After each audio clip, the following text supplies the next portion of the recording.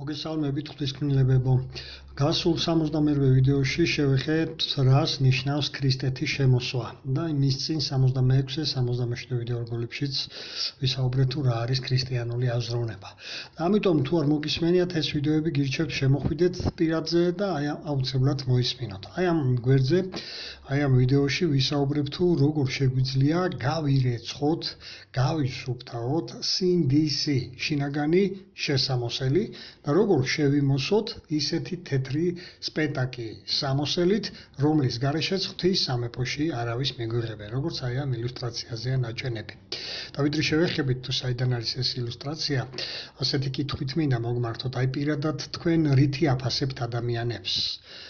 ძვირფასი, ძვირადღირებული, ბრენდული სამოსელით თუ შინაგანი ბუნებით? შინაგანი შესამოსელით, როგორც იტყვიან, ზრდილობით, ზნეობრივი სიწმინდით. რაც უდი იქნებოდა, რომ ღმერთიც ჩვენ ამ გარეგნობით, შეხედულებით და სიმდიდრით გვაფასებდეს. წმინდა წერილებში ბევრგან იკითხება, თუ როგორ გვიკვლევს და რისი მეშვეობით გვაფასებს ღმერთი თავის კნელებებს. აგერ დავუხთავ მეფეთა პირველი წერილის მე-17 თავის მე-7 მუხლია. აქ გასაგებად იკითხება, რომ ღმერთი ადამიანის გულებს იკვლევსო. შიგნიდან ვინა ხარ, რა თვისებების მქონე ხარ, სხვებთან ურთიერთობისას როგორი პიროვნება ხარ. აქ ნათქვამია გულში არა ფიზიკური გული, არამედ შინაგანი ბუნება, სულიერი მდგომარეობა იგულისხმება. მართალია ჩვენ ხშირად ვამბობთ ასე, რომ ღმერთი ზეციდან დაგყურებს, მაგრამ ეს უფრო სიმბოლური გამონათქვამია. სინამდვილეში ღმერთი თავისი სულით შიგნიდან გვიკვლევს. ჩვენ შინაგან პიროვნებას ხედავს, ჩვენს ფიქრებს, ჩვენს აზროვნებას, იმას თუ რაზე ფიქრობთ, რას გეგმავთ, რას ვანიჭებთ პრიორიტეტებს და ასე შემდეგ. თუ ვინ ვართ და როგორები ვართ და იმაზე მეტიც კი იცის ჩვენ შესახებ, ვიდრე ჩვენ ვიცით საკუთარი თავის შესახებ. მოდი ახლა განვიხილოთ ერთი მონაკვეთი, საიდანაც ვიგებთ თუ ვინ და როგორ გადაურჩებიან უფლის სამსჯავროს, არმაგედონის დიად დღეს და ვინ დაიმკვიდრებენ უფლის სამეფოს. და ვის მიეცემათ ეს შესანიშნავი შესაძლებლობა, რასაც ქვია მარადიული სიცოცხლე უფლის მიერ დაპირებულ მარადიულ სამოთხეში. ბიბლიის ბოლო წიგნში ნახეთ, თუ მთლიანი ბიბლია გაქვთ, თუ ცალკე ახალი ხმა და ფსალმუნები გაქვთ, ბოლოდან მეორე იქნება, წიგნი გამოცხადება.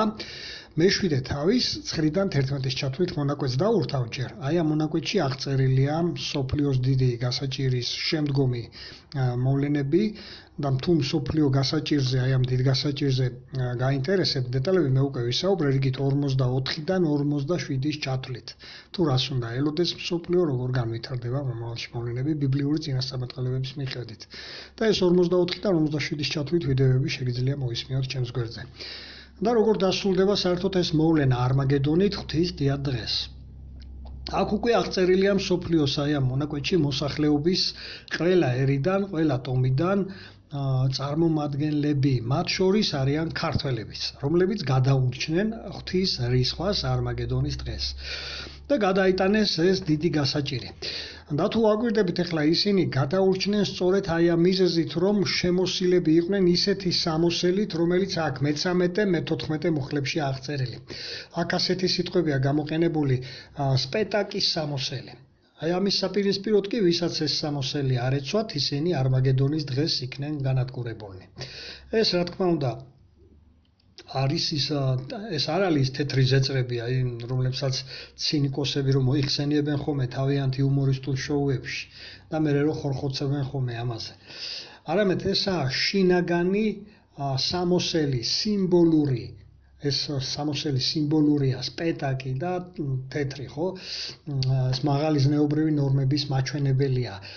სისპეტაკესთან და უმანკოებასთან ასოცირდება ეს სამოსელი. მოდით ყურადღებით გამოვიკლოთ ახლა ეს მონაკვეთი, რათა დავწმუნდეთ თუ რატომ გვმართებს ნებისმიერ ადამიანს ჩემი ჩათვლით, გნებავთ ჩემით დაწყებული ამ მაღალი სტანდარტის თანახმად ცხოვრება. და როგორ გვეხმარება ამ პროცესში თავად უფალი წმინდა სულით და იესოს მიერ დაღვრილი სისხლით, რომელიც გაიღო იესომ. დაგვირთ აქ პალმის რტოებით ხელში არიან ეს ადამიანები და ამით თეთრი სამოსელით წარდგნენ ისინი უზენაესი ღმერთის და მისი დანიშნული მეფის იესო ქრისტეს ტახტის წინაშე, რომელიც ფოტოზეც დავდე დასაწყისში ამ ვიდეოში. და აგვირთ ახლა ამ 14 მუხლში. მოდით უფრო ეს კონკრეტული მონაკვეთი ამოვიღოთ. ამ ადამიანებმა თავიანთი სამოსელი გაირეცხეს და გაისპეტაკესო, ანუ ერთ დროს ყველა ჭუჭყიანი ქონდა ეს სამოსელი, სინდისი, ასე ვთქვა და ეს შინაგანი სამოსელი დაბინძურებული იყო სხვადასხვა რამეთ, სხვადასხვა მიზეზით. ისე ფიზიკური აი ამ გაგებითაც ხო ასეახომე. როდესაც სამოსელის შემთხვევაში ზოგი რითი ისვრება, ზოგი რითი, მაგრამ ყველანაირ ჭუჭყს აქვს თავისი ამომყვანი საშუალება. მაგრამ რას ვიტყოდით შინაგანი აი ამ ჭუჭყის ამომყვან საშუალებაზე, რომელსაც ვერსად ვერ შეიძენთ და რომელიც თავად უზენაესმა ღმერთმა ჩვენმა ზეციერმა მამამ შემოგთავაზა.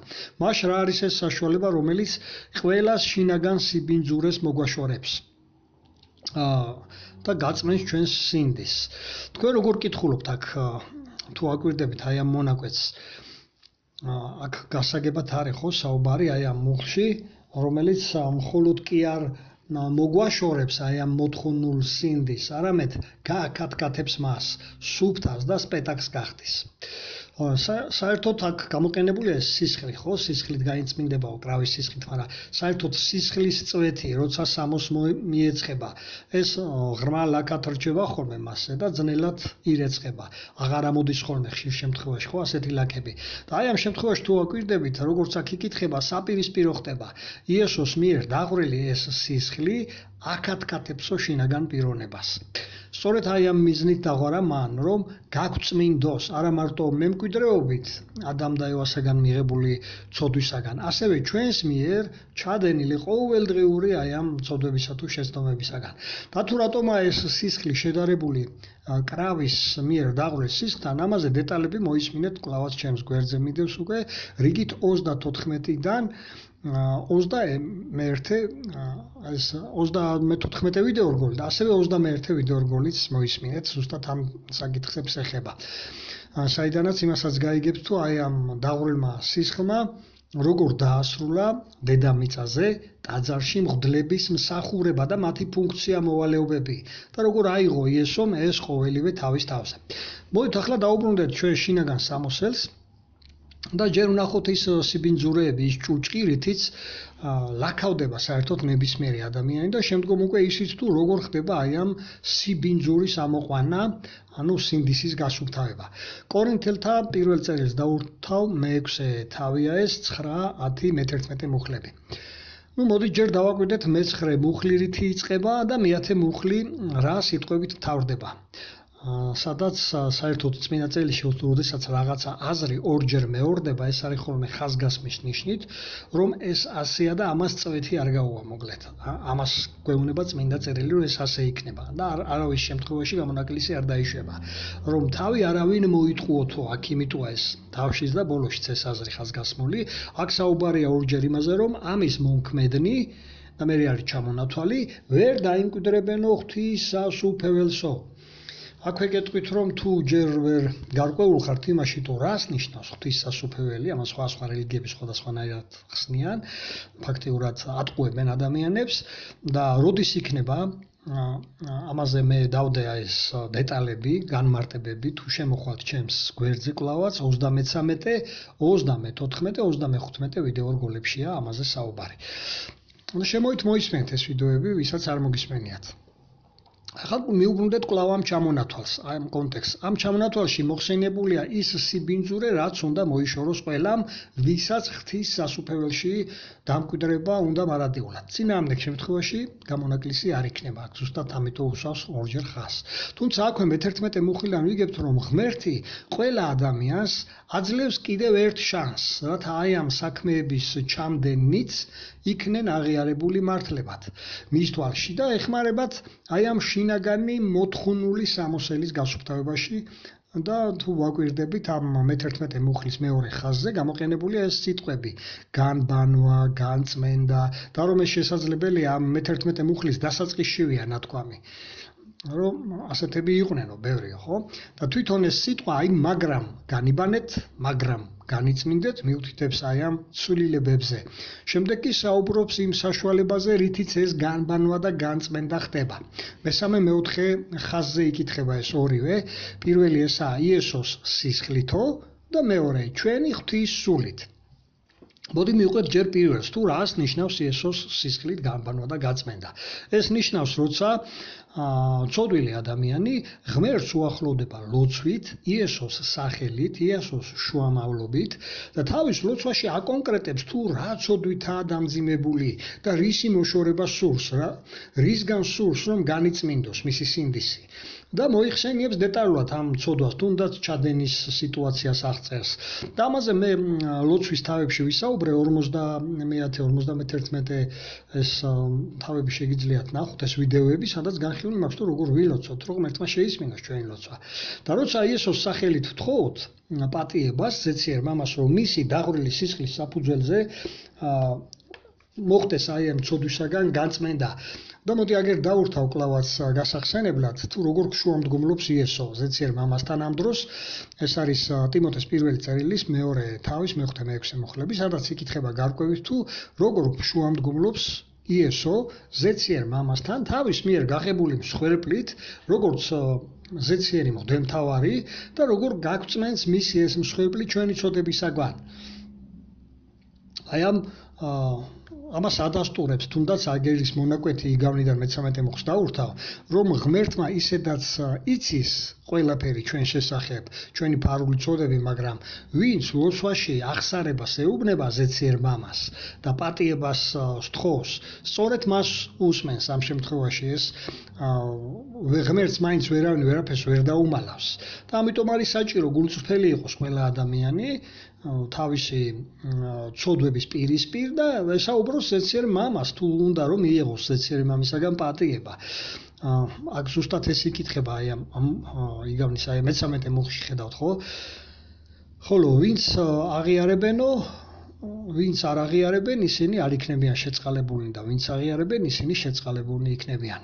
ძალიან მარტივად გვაჩვენებს ეს მონაკვეთიც ზეციერი მამის შეხედულება სამხრივ, თუ როგორ ელოდება ის თითოეული ადამიანისაგან ნებისმიერ ჩადენილ ცოდვებზე, რომ ადამიანები მიმართავენ მას პატიებით.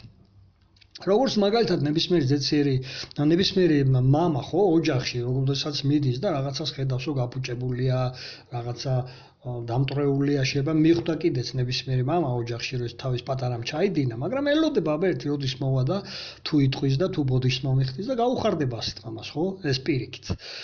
კი არ ეწყინება, აი რა კარგია რომ მოდის და აღიარებს თავის შეცდომას და პატიებას ითხოვს, ხო? და ისეთი შვილი თუ ყავს, რომელიც ცდილობს დამალოს და თქვა მხრები აიჩეშოს, არ ვიცი ვინ გააფუჭაო, არც ნებისმიერ მამას არ მოეწონება, ხო, ასეთი ქმედება. განა ის ვერ გამოსწორდება რაღაცა სიტუაცია, მაგრამ თვითონ კონკრეტულად აი ამ რამდენად მომნანია პიროვნება, რამდენად გრძნობს თავის დანაშაულს, ამაშია ზუსტად საქმე. ახლა მოდი დაუბრუნდეთ კორინთელთა პირველ წერილს მე-6 თავის მე-11 მოხს, თუ რა არის ის მეორე, რაც ასევე გვეხმარება შინაგან აი ამ რომ განვიწმინდოთ შინაგანად და გავირიცხოთ ეს შინაგანი სამოსი, სინდისი. ეს არისო ჩვენი ღვთის სული, როგორც აქ მოიხსენიება ეს მეორე. საუბარია წმინდა სულზე, რომელიც მოქმედებს წმინდა წერილების გულწრფელ მკითხველებზე, ვინც ახდენენ ზეციერი მამის მიერ მოცემული რჩევების შესაბამისად ცვლილებებს. თუ ვახდენთ აი ამ ცვლილებებს, ოდესაც ვკითხულობ და შევხვდებით მონაკვეთს, აი მამა რას მირჩევს, მე აქამდე ცუდად ვიქცეული და ესე იგი ეს უნდა შევიცვალო. და იწყებს ფიქს ადამიანი მომზადებას ლოცვით აწონის ამ თავის საქციელს, ზუსტად აქ ამაზეა, ხო? ამ შემთხვევაში მოქმედებს წმინდა სული ადამიანზე. და ზუსტად ამაზე ვისაუბრები ამის წინა გასულ რიგით 62-ვე ვიდეო როგორც თუ მოისმენთ და 67-ს. თუ როგორ და რა შემთხვევაში მოქმედებს ღმერთი თავისი წმინდა სულით ჩვენზე ასეთ დროს. ახლა ვნახოთ კიდევ ერთი მონაკვეთი, საიდანაც ჩანს სრულად ღვთის აი ამ ღონისძიების არსი, მაგალითად აგერ რომაელების წერილს თუ ნახავთ მე-5 თავის 8-დან 11-ის ჩათვლით, მე მეუხლიდან ვიგებთ რომ არა ღმერთის მიერ ეს გადადგმული ნაბიჯი ჩვენს მომართ, რაც მან თავისი ძის იესოს მსხვერპლით, აი იესოს მსხვერპლის შემოწირვით გააკეთა, ჩვენ პატიება არ გვექნებოდა. აქედან იმას ვიგებთ, რომ ღმერთმა ეს გააკეთა მაშინ, როცა ჩვენ ჯერ კიდევ ჩვენს ცოდვებში ვიყავით ყურებამდე ჩაფრულით. ხედავთ? და ჩანს, რომ მას ყველა ცოდვილი ადამიანი ძალიან უყვარს, რაც არ უნდა მძიმე ცოდვებში იყოს ადამიანი. არავინ აიფიქროს, რომ აი როგორ ისეთი მძიმე ცოდვები მაქვს და ღმერთი მე არ მომაქცევს ყურადღებას. პირიქით ეს მონაკვეთი საპირისპიროს გვიხსნის. რაც არ უნდა მძიმე ცოდებში იყოთ. რომ ღმერთი მზად არის აპატიოს ნებისმიერს. სწორედ ამიტომ გაიყო ღმერთმა ეს მსხვერპლი, აი ეს ღონისძიება თავისი ძის სიცოცხლე.